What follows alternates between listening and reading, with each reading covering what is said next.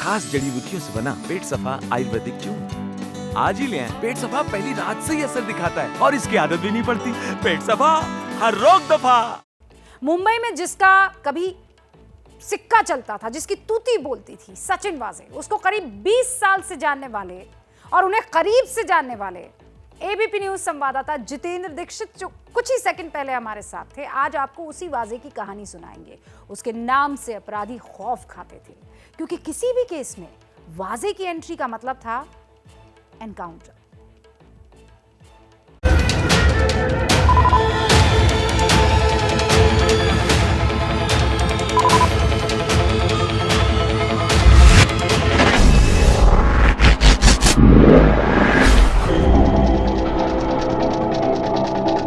सचिन वाजे की अपनी पहचान थी एक टेक्नो सेवी अधिकारी के तौर पर।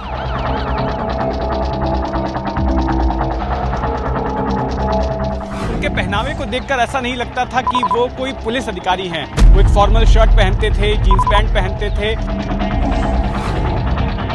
16 साल के बाद फिर एक बार सचिन वाजे के लिए इतिहास अपने आप को दोहरा रहा है।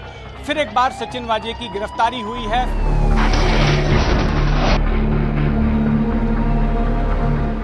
बतौर एक क्राइम रिपोर्टर मैं सचिन वाजे को बीते 20-21 साल से जानता आया हूं और मैंने उनकी जिंदगी के कई उतार चढ़ाव देखे हैं। 90 के दशक के आखिर में जब मैंने क्राइम रिपोर्टिंग शुरू की थी, तो सबसे पहले जिन पुलिस अधिकारियों के साथ मेरा संपर्क हुआ, जान पहचान हुई, उनमें से एक थे सचिन वाजे।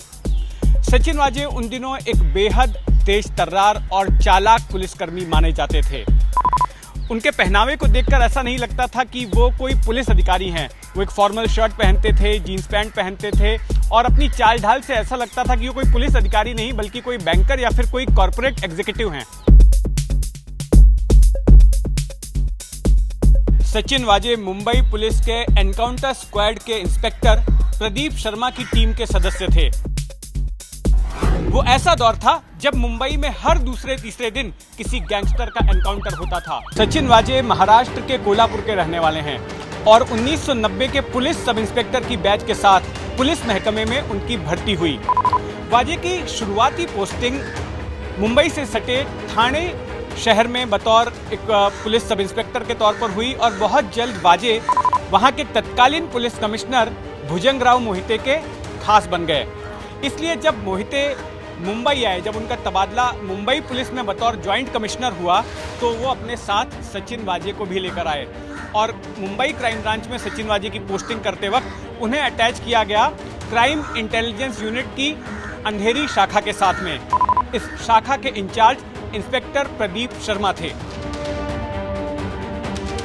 उस वक्त क्राइम इंटेलिजेंस यूनिट में प्रभारी प्रदीप शर्मा के खास हुआ करते थे। उनका दाहिना हाथ माना जाता था दया नायक को। दया नायक सिर्फ एक सब इंस्पेक्टर थे, लेकिन उनका रुतबा उस दौरान मुंबई पुलिस में काफी बड़ा था। दया नायक और प्रदीप शर्मा की जोड़ी उन दिनों काफी मशहूर हुआ करती थी। शहर के कई बड़े एनकाउंटर्स इन दोनों अधिकारियों ने मिलकर किए थे और इसके लिए राष्ट्रीय और अंतर्राष्ट्रीय प्रेस में उनका काफी नाम हुआ था। सचिन वाजे को लगता था कि उनमें दया नायक से ज्यादा काबिलियत है। सचिन वाजे को यह लगता था कि जिस तरह का रुतबा दया नायक को मिल रहा है, जो चमक दमक दया नायक को मिल रही है, वो सारा कुछ उन्हें मिलना चाहिए था। कुछ वक्त बाद प्रदीप शर्मा और दया नायक में मनमुटाव हो गया। दया नायक आय से ज्यादा संपत्ति रखने के मामले में फंस गए, उनकी गिरफ्तारी हुई, उन्हें जेल जाना पड़ा। अब इस दौरान सचिन वाजे प्रदीप शर्मा के काफी करीब आ गए और पहले जो प्रदीप शर्मा दया नायक की जोड़ी मशहूर हुआ करती थी, उसकी जगह ले ली प्रदीप शर्मा और सचिन वाजे की जोड़ी ने। सचिन वाजे को आज कई मीडिया कर्मी एनकाउंटर स्पेशलिस्ट अधिकारी के तौर पर जानते हैं, लेकिन दरअसल सचिन वाजे ने खुद कोई अलग से ज्यादा एनकाउंटर नहीं किए। ज्यादातर एनकाउंटर उन्होंने प्रदीप शर्मा की टीम के साथ ही मिलकर किए हैं, जो कि उनके नाम से बताए जाते हैं। सचिन वाजे की अपनी पहचान थी एक टेक्नो सेवी अधिकारी के तौर पर। वो एक कंप्यूटर एक्सपर्ट अधिकारी माने जाते थे और उस दौरान अपराधियों के फोन को इंटरसेप्ट करने के लिए, उनके सर्वेलेंस के लिए उन्होंने कुछ तकनीकें इजाद की थी। सचिन वाजे मुंबई पुलिस महकमे में अपना नाम बना चुके थे, लेकिन उनके बुरे दिनों की शुरुआत हुई 2 दिसंबर 2002 से, जब मुंबई के घाटकोपर इलाके में बेस्ट की एक बस में बम धमाका हुआ।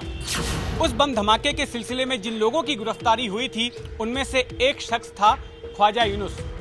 ख्वाजा यूनुस के सह आरोपी अब्दुल मतीन बासित ने यह आरोप लगाया कि ख्वाजा यूनुस को हिरासत में प्रताड़ना दी गई है, उसके साथ मारपीट की गई और जिसकी वजह से ख्वाजा यूनुस की मौत हो गई, उसकी कस्टोडियल डेथ हो गई। लेकिन सचिन वाजे ने दावा किया कि वो ख्वाजा यूनुस को लेकर औरंगाबाद जा रहे थे, लेकिन रास्ते में उनकी जिप्सी पलट गई और हादसे का फायदा उठाते हुए ख्वाजा यूनुस निकल भागा।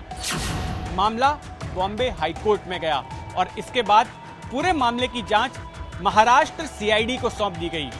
महाराष्ट्र सीआईडी ने मार्च 2004 में सचिन वाजे को गिरफ्तार कर लिया और इसके बाद उनका सस्पेंशन हो गया, उन्हें सस्पेंड कर दिया गया।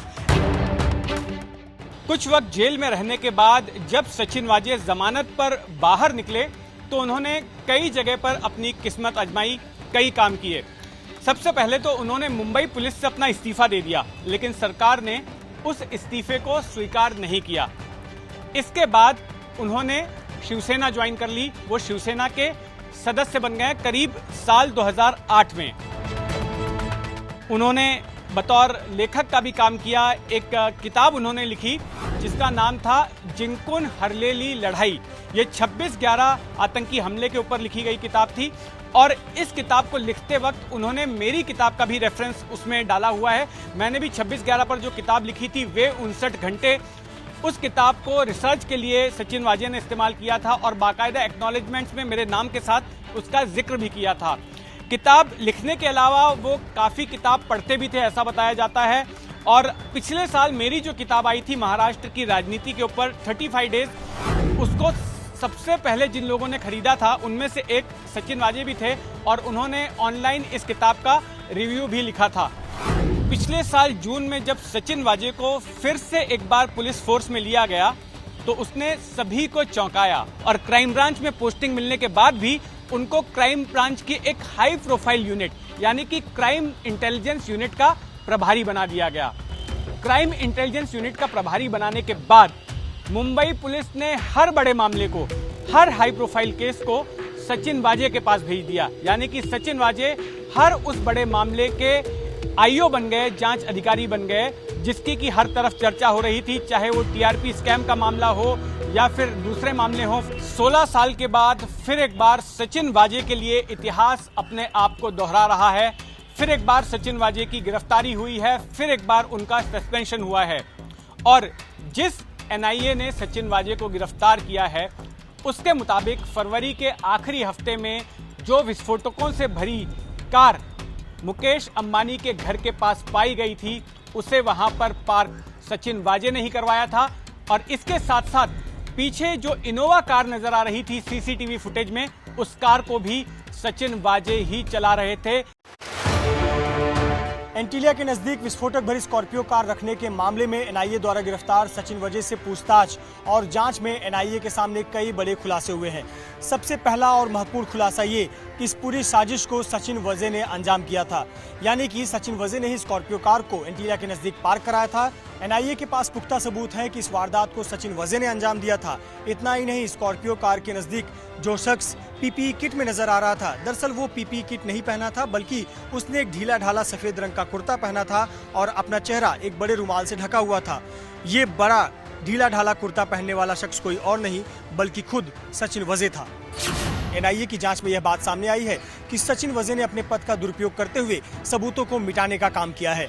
लगभग 4 दिनों की एनआईए की पूछताछ में सचिन वाजे ने इस साजिश में अपनी भूमिका के बारे में गुनाह कबूल कर लिया है, लेकिन सचिन वाजे यह नहीं बता रहे हैं कि वो किसके इशारे पर इस साजिश को अंजाम दे रहा था और इसमें कौन कौन लोग शामिल हैं। सचिन वाजे लगातार ये कह रहा है कि 16 साल सस्पेंड रहने के दौरान जो उसने अपना नाम खोया है वो नाम वापस कमाना चाहता था, इसलिए उसने इस साजिश को अंजाम दिया।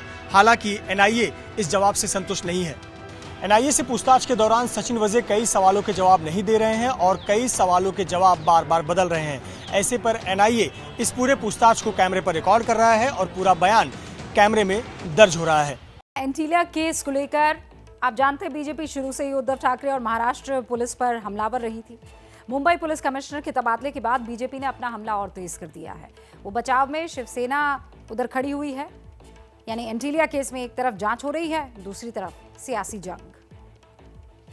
हाई प्रोफाइल केसेस हुई, जुरिस्डिक्शन किसका भी रहे, कोई भी जुरिस्डिक्शन रहा, तब भी वो केस सीआईयू के पास आती थी। विशेष रूप से फिर वो बादशाह रैपर वाली केस हो, चाहे ऋतिक रोशन वाली केस हो, ऐसे सारी केसेस ये सीआईयू यूनिट को ही दी जाती थी। सीपी के बाद अगर किसी का कद मुंबई पुलिस में था तो सचिन वाजे का था, क्योंकि सीएम के ब्रीफिंग के समय भी वो नजर आते थे, गृह मंत्री के समय भी वो नजर आते थे, और शिवसेना के कुछ मंत्री हैं उनके साथ भी वो नजर आते थे कि एक प्रकार से वहां सीआईयू के प्रमुख के रूप में नहीं, वसूली अधिकारी के रूप में उनको बैठाया गया और बड़े पैमाने पर